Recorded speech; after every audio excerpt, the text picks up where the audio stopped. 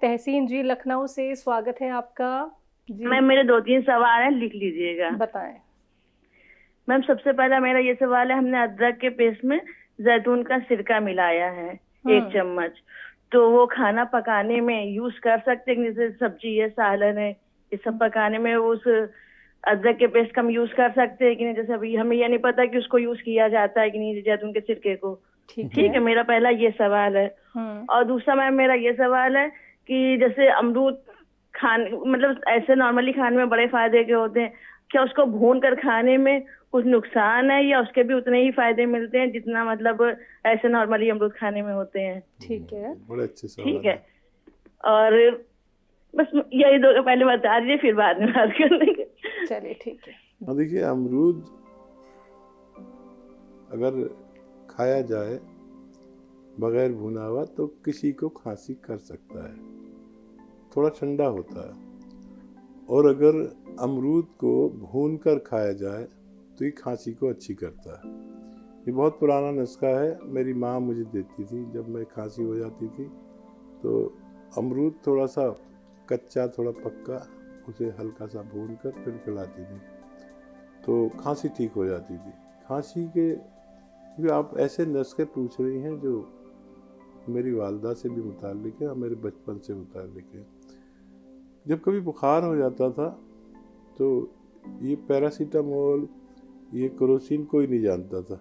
मेरी माँ अपने हाथ की से बनाई हुई सिवैयाँ जो अपने हाथ से तोड़ती थी तो उसको भून के रखती थी, हल्का सा भून के रखती थी। और जब किसी को बुखार नज़ला खांसी हो जाता था तो सिवैयाँ उबाली पानी में और सिवैयाँ तो छोड़ दी, पानी में हल्का सा खाने का सोडा या नमक मिला के और मीठा मिला के हमें पिला देती थी। तो इससे बुखार भी उतर जाता है, सर्दी के असरात भी ख़त्म हो जाते हैं और खांसी बलगम भी ठीक हो जाता है।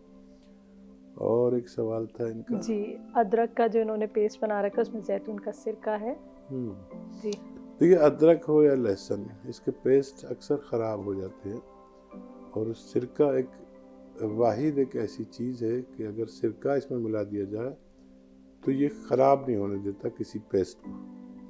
तो आप इसमें मिला के ज़रूर रखा करिए और इसे आप इस्तेमाल यकीनन कर सकते हैं, खाने में, सालन में इस्तेमाल हो सकते हैं जी। संतोष जी हैं दिल्ली से हमारे साथ, स्वागत है आपका। मुझे एसिड बहुत बनता है, मैंने पेट की वो करवा ली है, मुझे कुछ नहीं है पेट में, अंदर लीवर में इतना मतलब एसिड बन रहा है बहुत ज्यादा कि मैं कुछ खा नहीं सकती, इतनी जलन हो रही है बहुत ज्यादा। और एक दवाई से दूसरी दवाई के बीच में कितना अंतर रखूं।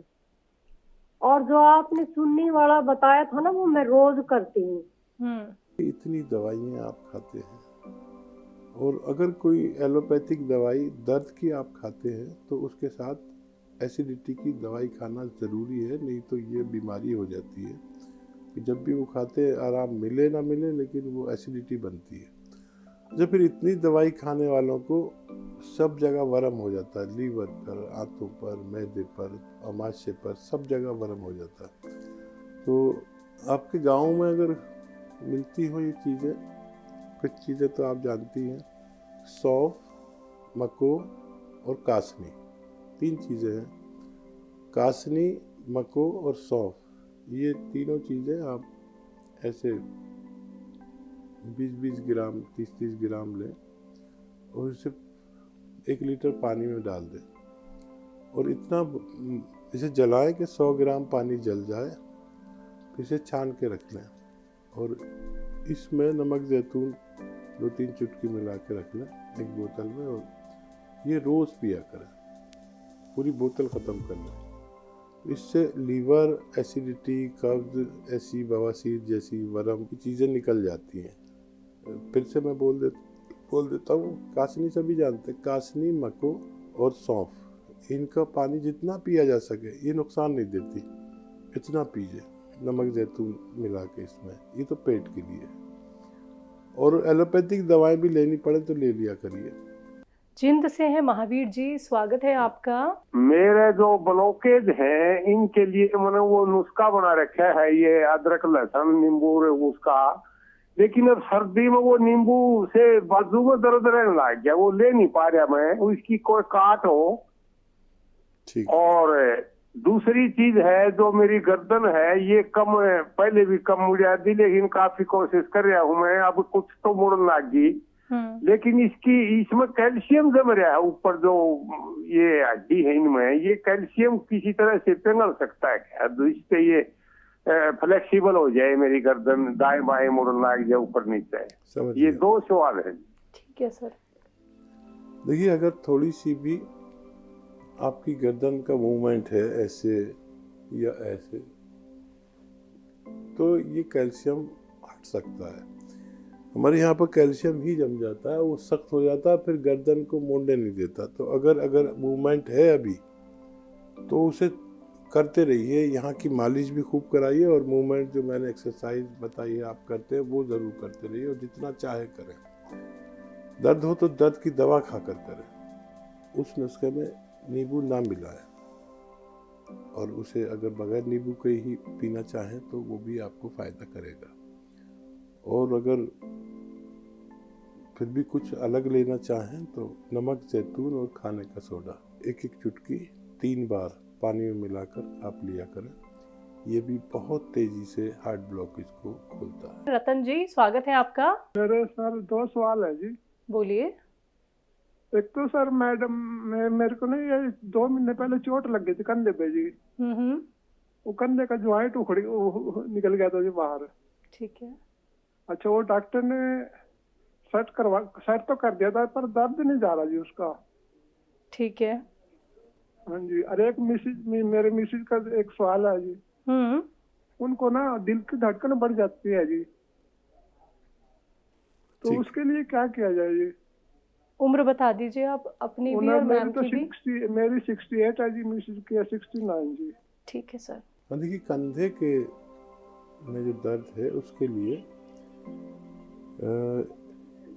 एक आता है गोंद स्याह कहते हैं काले को। असली गोंद स्याह लें और आधा ग्राम 2 बार खाएं। खाने के पश्चात पानी या दूध से। वजन ज़्यादा है तो पानी से, और कम है तो दूध से ले सकते हैं। खाने के बाद 2 बार आधा ग्राम। आधा ग्राम कहते हैं तकरीबन जो बड़ा वाला चना होता है ना, काबली चना जिसे कहते हैं, उसके बराबर। तो ये किसी भी तरह के दर्द, या जोड़ों का हो, घुटनों का हो, कमर का हो, मोंढों का हो, कंधों का हो, इसके लिए है। और आपकी पत्नी के लिए ये आपके किचन में खाने का सोडा है, बेकिंग पाउडर जिसे कहते हैं। 1 चुटकी खाने का सोडा 1 गिलास पानी में डालें। और एक आता है नमक जैतून, एक तरह का नमक होता है जो ब्लड प्रेशर और धड़कन को कम करता है। नमक जैतून, ये 1 चुटकी और 1 चुटकी खाने का सोडा पानी में मिलाकर दिन में 2 बार उन्हें पिलाएं तो उनको फायदा होना मुमकिन है। उषा जी, स्वागत है आपका। हाँ, नमस्कार मैडम। नमस्कार मैम। मुझे हकीम जी से ये पूछना था कि मेरा बेटा वो ले रहा है आर-केयर। ठीक है। हाँ, तो उसको जल्दी खांसी जुकाम हो जाते थे। तो आपके प्रोग्राम देख के मैंने उसको बताया कि ये आर-केयर ले लो, इम्यूनिटी के लिए अच्छी होती है, और हकीम जी बताते हैं। तो ये जो 2 डिब्बे आए हैं, वो 2 डिब्बे, एक तो खत्म हो गया है, और दूसरा डिब्बा लेने के बाद और भी कंटिन्यू करते रहना है आगे? ठीक है। देखिए, यूनानी में 6-7 महीने का इलाज है इसका, तो कंटिन्यू तो करना पड़ेगा। एक डिब्बा 20-25 दिन चलता है, और 6-7 महीने लगातार खाना है। खट्टी चीज़ों का परहेज कराइए और लगातार खिलाइए, तब आपके बच्चे को फायदा मुमकिन है। राकेश शर्मा जी, बहुत बहुत स्वागत है आपका। मैं हकीम साहब एक पूछना था, मेरे पास ना पहले का पड़ा हुआ दूसरा गोंद स्याह, काला गोंद जो है, और गोंद मोरिंगा भी 1 डब्बा पूरा मेरे पास पड़ा हुआ है, नमक जैतून भी पड़ा मेरे पास। और शुगर में जब हो गया मैं उसको यूज नहीं किया। तो मैं ये पूछना चाहता हूँ कि उसकी एक्सपायरी वगैरह तो नहीं हो सकती कोई? ठीक है। और देखिए 2 साल एक्सपायरी होती है, जब आपने लिया था उससे 2 साल तक ये ख़राब नहीं होता। आप देख लीजिए कब लिया था अंदाजे से, और अगर ये पाउडर बन जाए तो ज़रा जल्दी ख़राब हो जाता है, और अगर ये वैसा ही रहे तो ख़राब होने में देर लगती है। जी।